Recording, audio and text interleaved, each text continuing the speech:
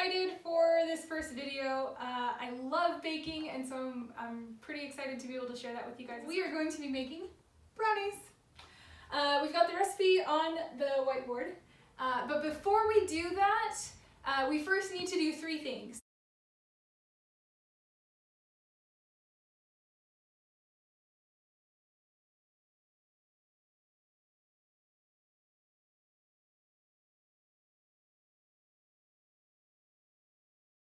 Our recipe comes from a website called cafedelights.com. I just went to Google and I typed best brownie recipe, and this one had 4.9 stars with like over 200 people rating it, so I was like, that one seems pretty good. So the first thing it says to do is to melt butter and coconut oil. So we're going to do that right here. We're going to start with the butter. Just plop that in there.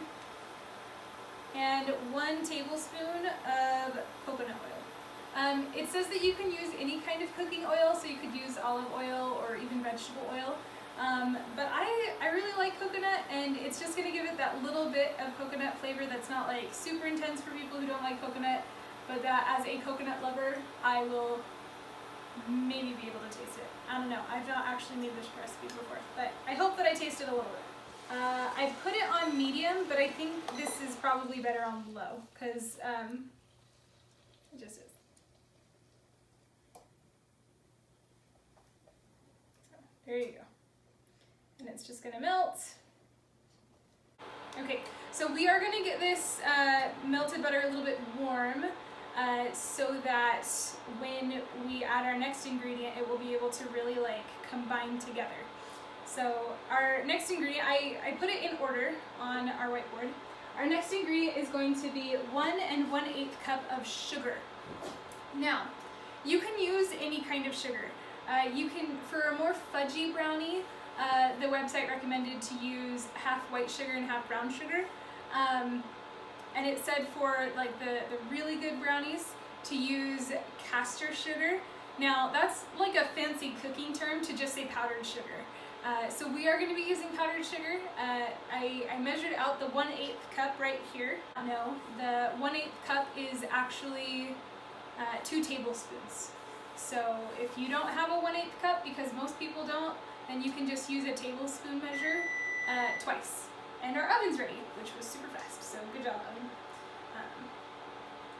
And our butter is all melted, and our coconut oil is mixed into it pretty well as well. Right there, so you can see that.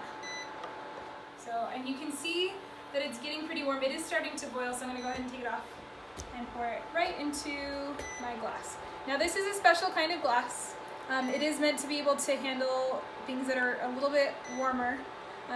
You should never transfer something that is glass from like the oven to the fridge or vice versa, because if you do, you're very likely to have whatever it is break, which I did before by accident when I was younger. Sorry, Mom. Okay, so that was our 1/8 cup. Make sure we get all that.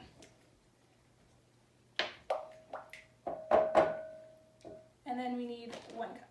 So, because I don't really love doing dishes, I often try and find a way to use less.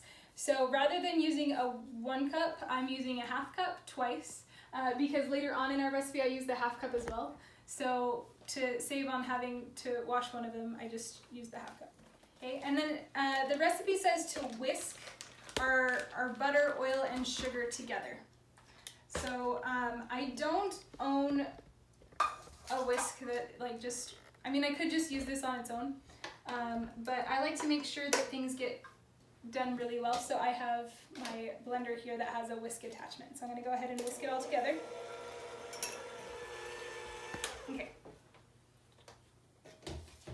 Now next up we're going to add eggs. We're going to add 2 eggs, 1 at a time, and we're going to make sure that it gets blended really well into our mixture. So egg number 1.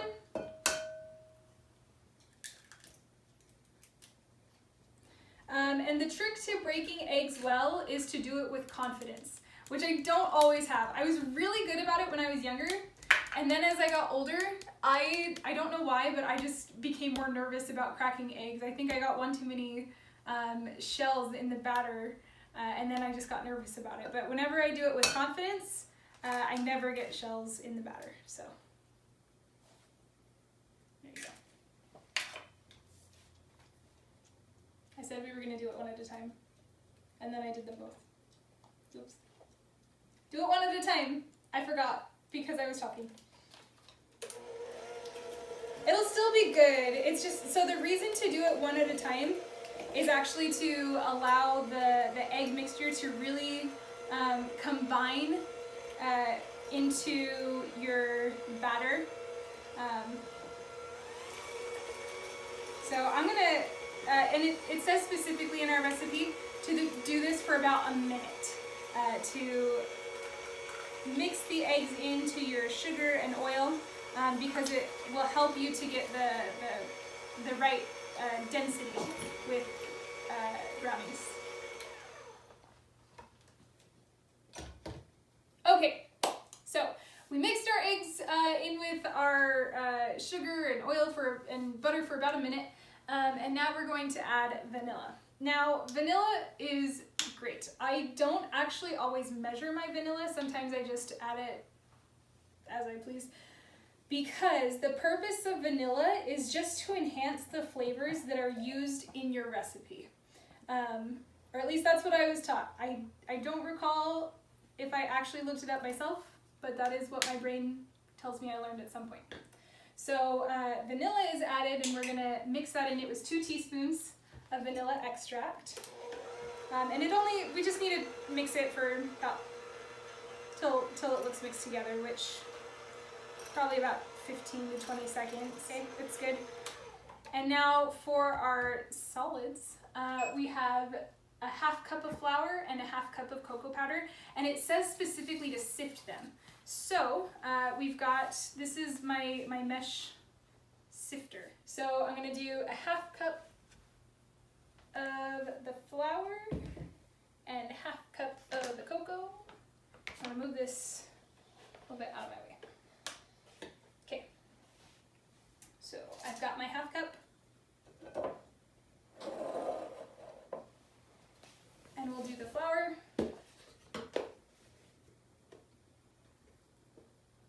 And I really like my container for it.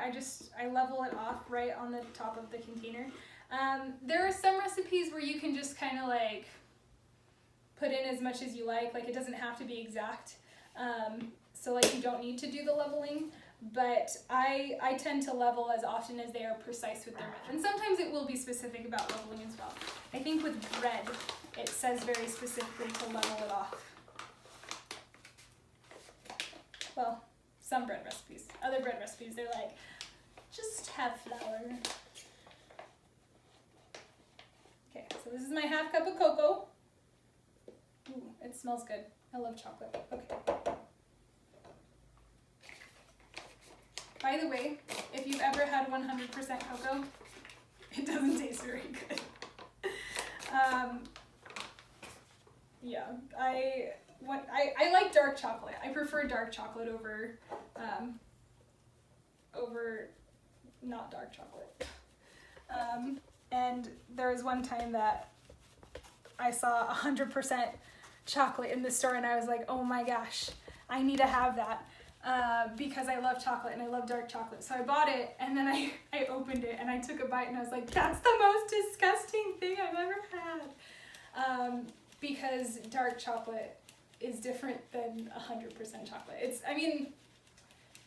100% chocolate is dark chocolate, but it's not intended for like eating it straight like actual chocolate is. So okay, so now it says to fold the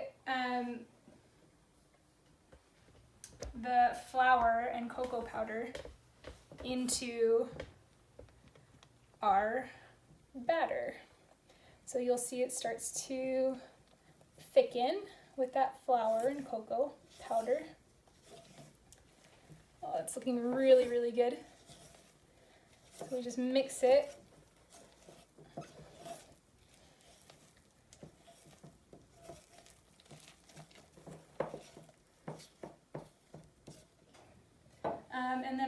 forgot, we do need to add salt as well.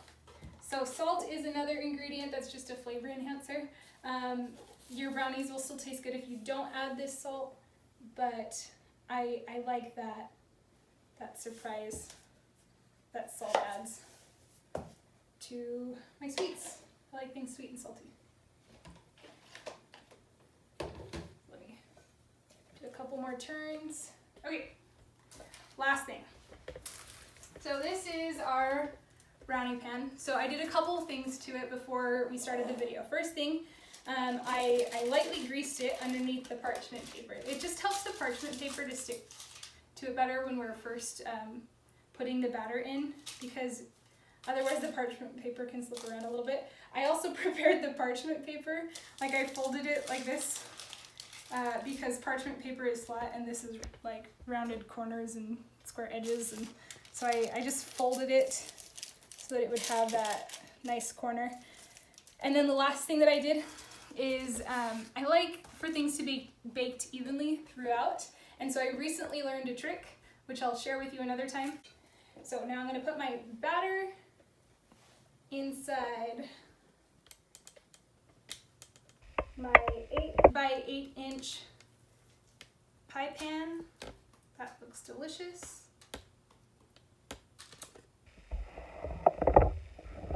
I'm going to get as much of the batter in there as I can, because we really shouldn't be eating batter. Parents, if you're listening, I told your kids not to eat the batter, because that's the responsible choice. And now I'm just gonna make sure that the brownie is spread out and kind of level. This looks super gooey and delicious, and I'm really excited. Perfect. So now we are going to put it in the oven. It is preheated to 350 degrees, and the recipe online, the gal said that she likes it for exactly 21 minutes and 30 seconds, but you can bake it anywhere from 20 to 25 minutes. It just depends on how gooey you like it. So I will start it at 21 minutes and 30 seconds, and then at that point I will check it. So let's stick it in the oven. Oh no. There you go. Okay, and then timer. 21. Okay, so our timer just went off, so we're opening the oven to grab our brownies. Oh, that looks super good. So we need to check its doneness. So there's a few ways to do it. The way that I learned growing up is to use a toothpick. Just stick it right in there. And it came out clean, which is a good sign. It means that it's done. So we're gonna let it cool. And then we'll come back and take it out and give it a try. Okay, so our brownie is cooled, and I'm really excited to try it. I'm not sure if you guys ever have the problem where like you're cutting brownies and like it's sticking to the knife. There's a trick. So you can get a plastic knife and it won't do that sticking. So I have this knife, which is actually it's called a lettuce knife. You can use whether it's a regular plastic knife or like a regular other fancy plastic knife. You can use it to cut, and then you don't get that residue stuck on your knife. Super cool. And I'm gonna invite my husband, aka the cameraman, to come around and give it a try while I also try one. Oh, and it's really cool. You can see the edges, like it's cooked evenly throughout the whole thing, which is super nice. This is the one that I'll eat, but you can see it's got consistent cooking. Not my favorite brownie. It's not bad, but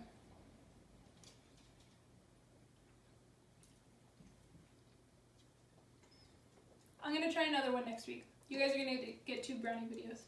It's good. Yeah, it's not the best one I've ever had. Anyway, hope you guys enjoyed it. If you want to give it a try yourself, let me know what you think. Bye!